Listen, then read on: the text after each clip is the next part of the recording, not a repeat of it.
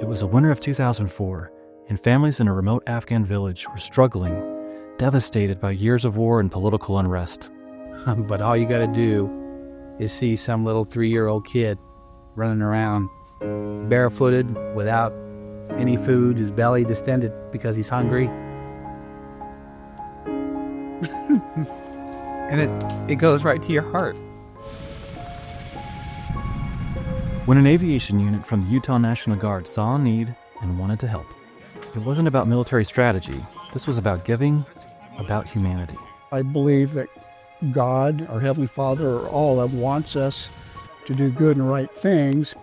We were just going to go and celebrate our tradition of Christmas with the village as an exchange.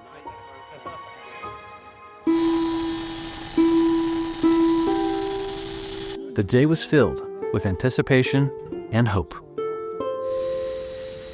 We slung load 12,500 pounds of goods to them that day. Goods meaning there was clothes, there was food, there was just stuff. It was amazing. A moment of grace in the chaos of war. I got to hold some of the babies and just to care for them. It was just really cool to see that they are really no different than kids in America. That formed one of the most memorable experiences of my military career, to be able to be part of something bigger than that and to write home and express that to my wife and to my kids and to have pictures of this village and what we were doing. We had some fun and we made our time over there worth it.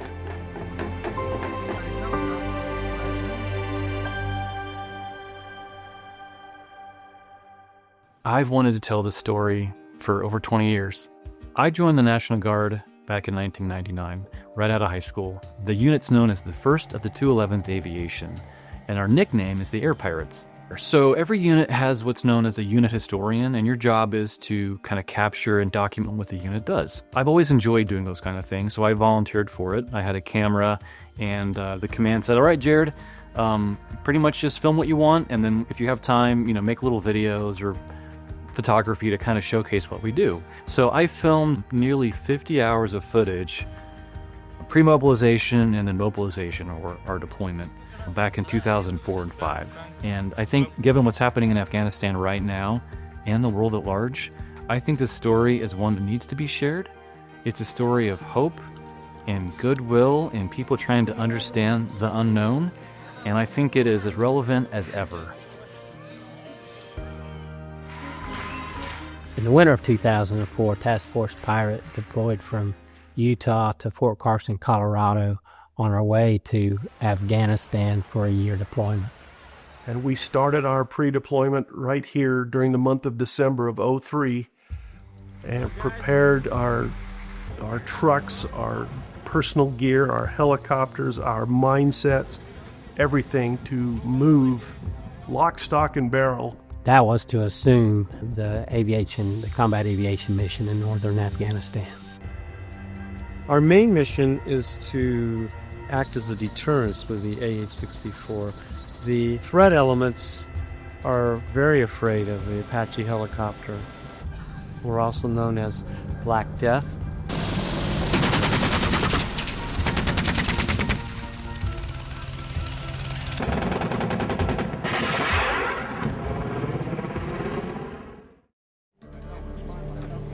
Before I came here, I thought that all of the people were radicals, that you probably couldn't trust them, that they all hated America. I'm here mainly to help prevent the spread of terrorism, the war on terror. Our mission, as we perceived it before we came here, has changed dramatically. We are doing things that we have not thought as a typical mission for the Apache in the past. Here we are, bugging out. 113 will be coming in behind you. Attack helicopter pilots have nothing to do with humanitarian assistance missions.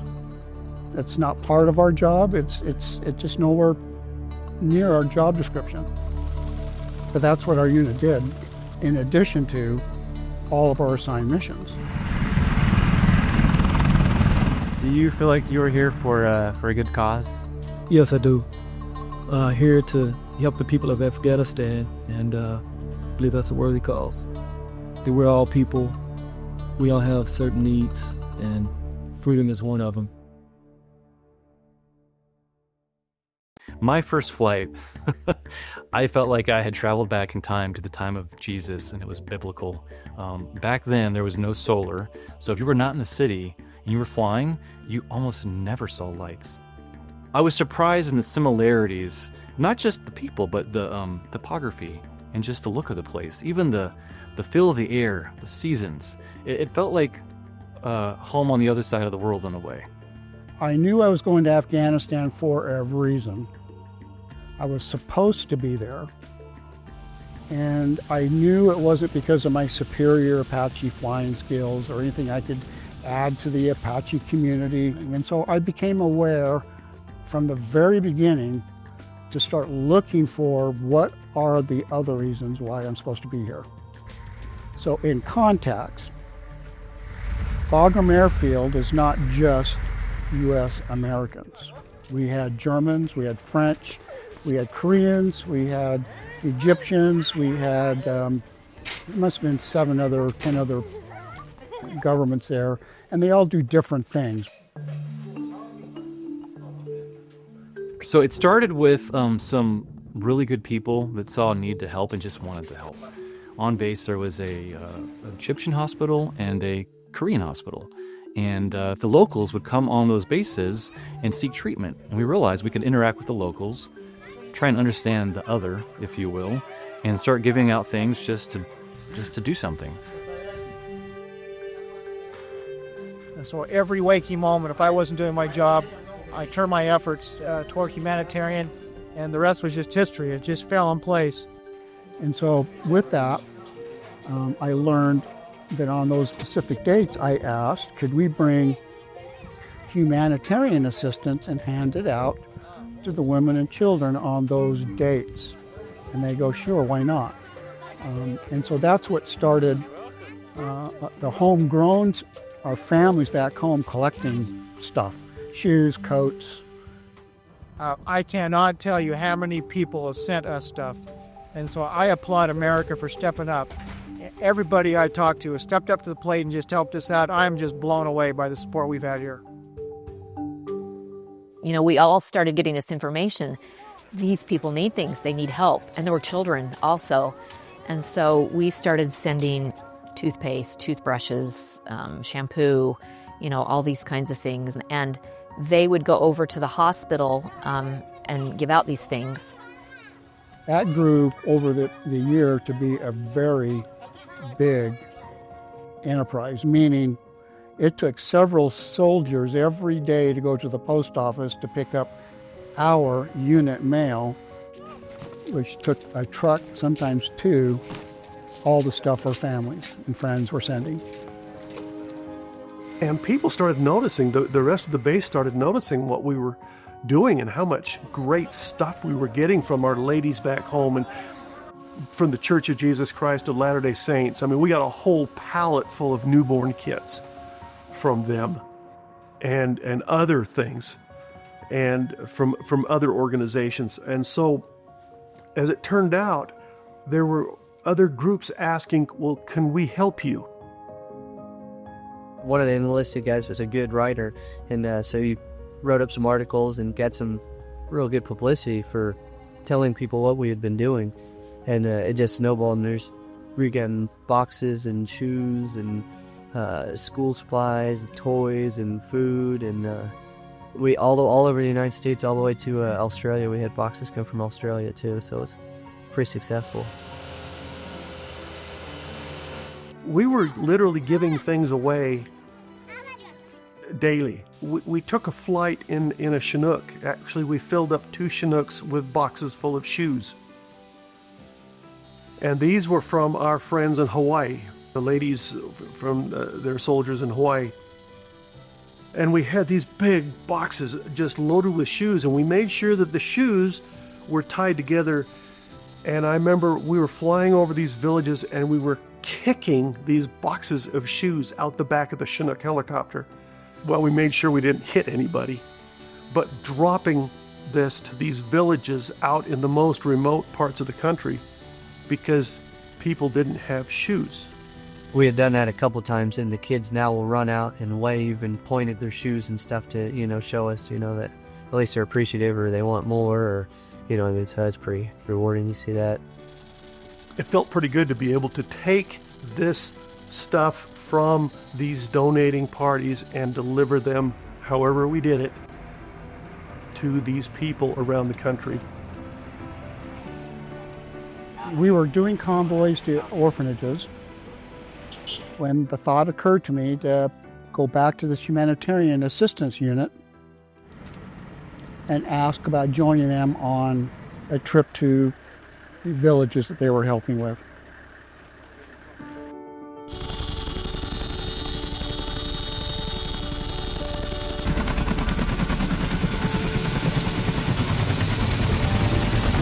Our first time there, that's where we handed out all the piles and boxes of clothes and hygiene and shoes that we gave to the locals there, and we lined them up in the hallways of the foundation of the school, and we sent them in to the room, gave them a bunch of stuff, and then they went on their way. I was touched by the connections and the friendships we made, and I didn't expect us to get to spend time in the villages like we did. That first trip, I remember seeing a girl with cross eyes that were so crossed that I don't know how she saw. She just stood out to me. She was wearing this purple dress, and she just seemed to smile, very sweetly, very shy at first, and I got to get a picture with her. And when we brought that picture back while we were here in Bagram, we realized that, wow, maybe we can help her out, because we realized it was not just in one eye, it was in both eyes.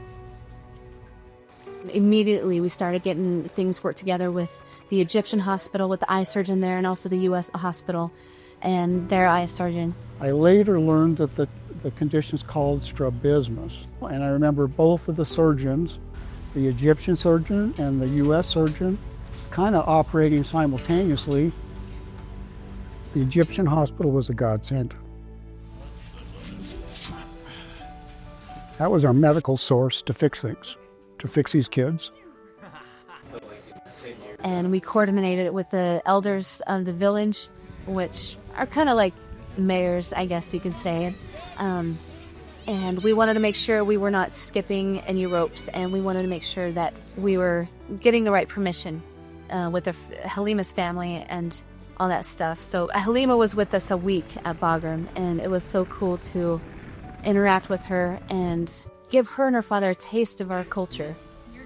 I called her my Cinderella. She was really a Cinderella to me, just so beautiful.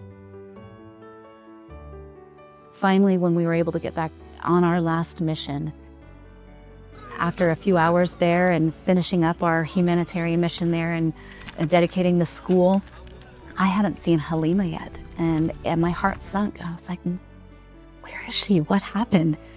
And the kids around me knew I was looking for Halima, and all of a sudden I heard her name somewhere, and I was just like, where is she? And I swear this should have been on the movies. This could have been on the movies. The crowds parted, and here comes Halima running straight for me. I'll never forget it, with arms wide open, like we were lifelong friends, like I was her big sister. I swear there was music in the background, I felt like, and she just came up to me with the biggest embrace, and that right there made every sacrifice worth it. Ramadan is a big deal in their culture, and it changes every year. It's based off different factors. In 2004, it was in November. And so as we got to know the villagers and trying to understand them, they shared some of Ramadan with us. Well, after that was over, a few of our folks thought, well, hey, we should share Christmas with them. And Lieutenant Richardson, at the time, was our comms guy, or radio guy, whatever. He came up with this idea that was ginormous, and my brain went. In leading up to Christmas, wanting to be sensitive to their Islamic ways and culture, we made a trip out to the village specifically to speak with the mullah and the village elders about our intention to provide a Christmas program for their village. My part was to tell them a little bit about the Christmas story, the tradition, why we actually celebrate Christmas. At the end, I asked them, any problems with sharing this story? Do you have any questions? No questions? No problem. The village was 100% on board with it. So a few days later, on Christmas Eve, when we returned to the village with hundreds of soldiers, and with a megaphone that we took so they could hear, and with my interpreter friend again, shared with them sentence by sentence the Christmas story, and just told them about the birth of Jesus and how the wise men brought gifts, and that's why we have brought gifts to them, because at Christmas time we share gifts with our friends and our families. You had, Air Force, Marines, Navy. Everyone wanted to be a part of this because this was something really special. We had Air Force A-10s flying cap for us. We had Chinooks bringing us in. It was the most protected and observed Christmas party in Afghanistan ever. There was caroling. The Afghans made a meal for us. We brought the chicken and the rice, but they cooked it all using their stuff. And they fed literally an entire village and 200 plus soldiers. The big thing was, of course, Christmas with Santa Claus. The chaplain had a Santa hat. I had a Santa hat. Of course, we're in our uniforms. We had our flak vests on. We had already briefed our other soldiers that we needed to make this little cattle chute, as it were. And me and the chaplain would sit at the end of the cattle chute as these wonderful little kids would come through. And our soldiers made Christmas presents for them, these little bags of candies and goodies and stuff that our wonderful ladies back home here had sent to us.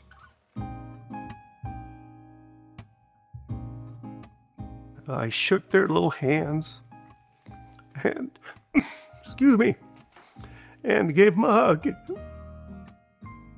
That was one of the most moving and touching experiences that I had, was to shake the hands of these grubby, dirty, sticky, I didn't care, little hands and wish them a Merry Christmas. Merry Christmas. And when you see the village and the kids,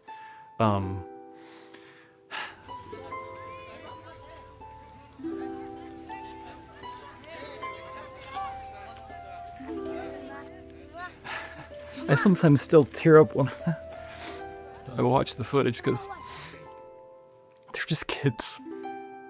I am just grateful that my brothers chose me to be Santa. I think it just helped me to forget the war, forget everything else, and to sit there and enjoy those faces and those kids. I think everyone present that day, soldier and civilian alike, felt the true spirit of Christmas, of peace on earth and goodwill towards men.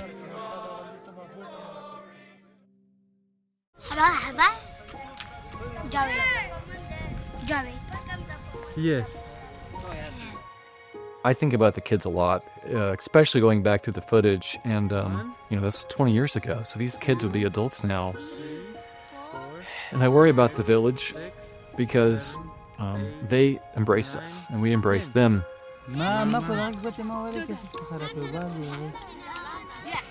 What we are doing for these villagers is far beyond the humanitarian things we're giving them, as we've developed an unbelievable relationship with the local people that will last a lifetime, and in my opinion, beyond a lifetime. And being here in Afghanistan has helped focus or reset my priorities and perspectives, see life through the lens that it ought to be seen through.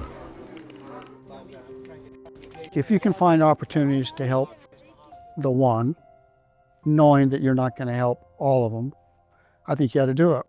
The whole experience has taught me to know what important looks like and to prioritize those things and prioritize the joy of those around me.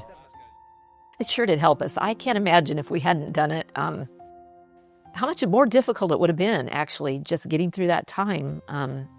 So it helped so many, including all of us that were here. We learned so much from them. Pull back, slow down, and realize to just help your neighbor, whether it's back in America, whether it's your neighboring country, that we need to be able to be there for each other. But they're good people. They're good-hearted people. So, is there a higher power that influences people's lives to do good for others at the right time, at the right place?